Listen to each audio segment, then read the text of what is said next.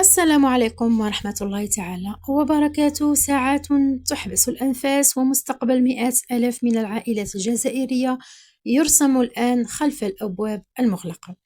بعد أن طويت صفحة امتحانات بكالوريا دورة جوان 2026 ودع تلاميذ قاعة الامتحان، ولكن الرحلة الحقيقية بدأت للتو.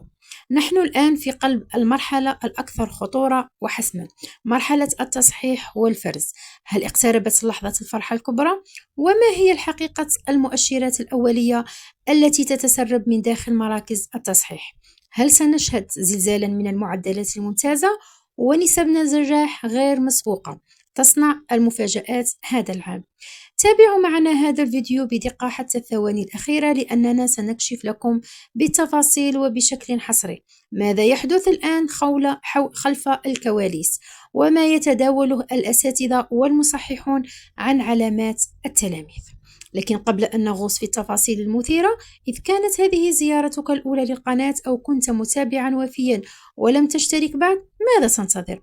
اضغط الآن على زر الاشتراك وفعل جرس التنبيهات، لا تدع الأخبار تفوتك، فسنكون معكم خطوة بخطوة في تغطية حصرية لموعد النتائج الرسمية، نسبة النجاح ومعدلات القبول الجامعي أولا بأول.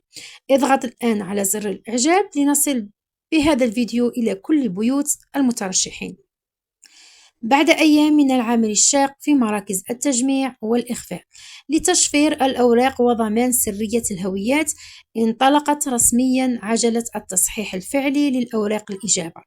الأجواء داخل المراكز ليست مجرد تصحيح عادي، بل هي ورشة عمل ضخمة. اليوم الأول شهد طوارئ حقيقية، حيث اجتمع المفتشون والأساتذة لتفكيك ومناقشة سلم التنقيط النموذجي.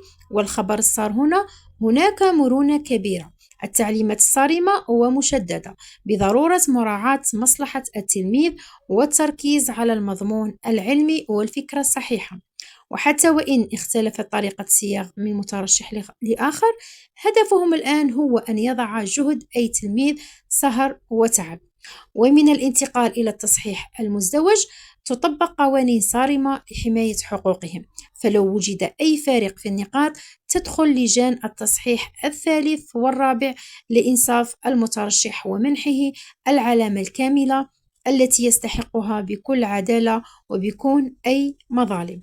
والمفاجأة السارة هنا إلى الأخبار التي انتظرتموها، تسريبات وانطباعات أولية من داخل عدة مراكز تصحيح عبر ولايات الوطن تبث الكثير من التفاؤل في النفوس. العديد من الأساتذة عبروا عن ارتياحهم لمستوى الإجابات في الكثير من المواد الأساسية، مؤكدين أن المواضيع التي جاءت في متناول التلميذ المتوسط قد أتت أكلها.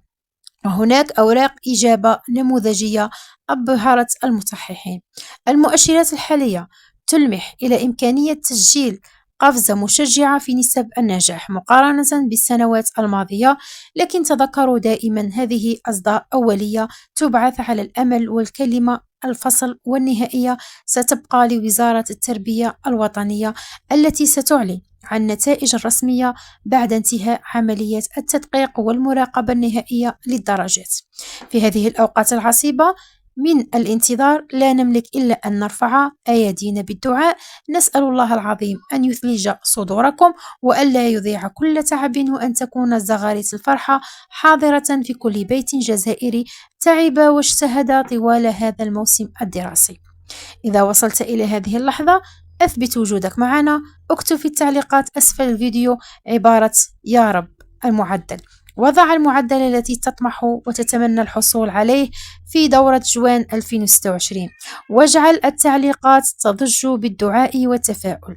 لا تنسوا مشاركة الفيديو مع أصدقائكم وزملائكم لتعم الطمأنينة، والاشتراك فورا في القناة لتكون أول من يصله إشعار النتائج فور صدورها. شكرا لكم على حسن المتابعة والإصغاء، نلتقي في فيديو عاجل وقريب جدا، والسلام عليكم ورحمة الله تعالى وبركاته.